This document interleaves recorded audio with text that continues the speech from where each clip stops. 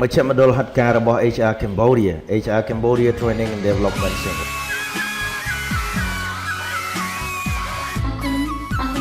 វគ្គបណ្ដុះបណ្ដាលស្ដីពីភាពជាអ្នកមានគំនិតអភិវឌ្ឍន៍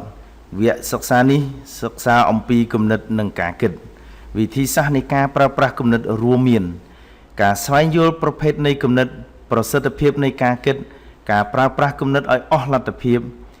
ស្វែងយល់ពីគំនិតវិជ្ជមាននិងអវិជ្ជមានគំនិតជោគជ័យគំនិតបរាជ័យគំនិតអ្នកមាននិងអ្នកក្រគន្លឹះនៃការគ្រប់គ្រងការដឹកនាំសមត្ថភាពខួរក្បាលនិងការប្រើប្រាស់ខួរក្បាលតើការរៀនដើម្បីពូកែខុសពីការរៀនដើម្បីសម្រេចគោលដៅដែរឬទេការដាក់គោលដៅលើការសិក្សាការរៀបចំផែនការសិក្សា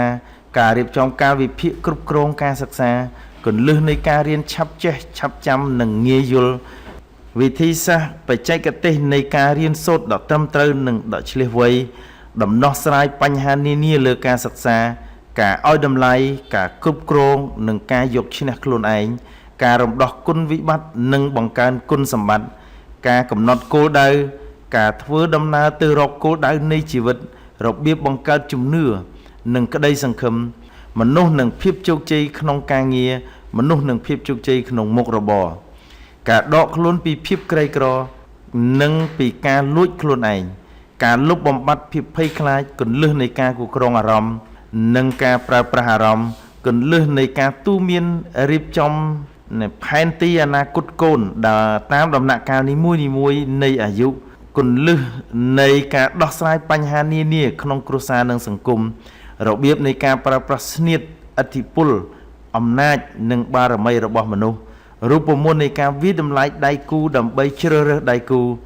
របៀបនៃការទំនាក់ទំនងការប្រើប្រាស់អាកប្បកិរិយានិងឥរិយាបថក្នុងសង្គមឲ្យបានត្រឹមត្រូវតែការគិតគំនិតជោគជ័យលោកអ្នកត្រូវតែជាមនុស្សស្គាល់ឱកាសស្វែងរកឱកាសប្រមូលឱកាសនិងបង្កើតឱកាសដូច្នេះគួរតែឆ្លៀតឱកាសដើម្បីភាពជោគជ័យនៃជីវិតទាំងនេះមាននៅក្នុងវគ្គសិក្ខាសាលាថ្ងៃទី26 27 ខែកញ្ញាឆ្នាំ2015ខាងមុខនេះតម្លៃសិក្សា$55មានអាហារសម្រន់4ពេល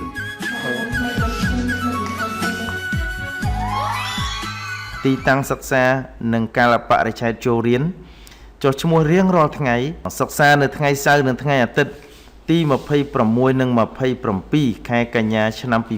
2015ពីម៉ោង7ដល់ម៉ោង12ព្រឹកនិងពីម៉ោង1ដល់ម៉ោង8:30នាទីយប់គារ CD ផ្លូវ298កែង189សង្កាត់អូឡ িম্প ិកខណ្ឌចំការមនរាជធានីភ្នំពេញទូរស័ព្ទលេខ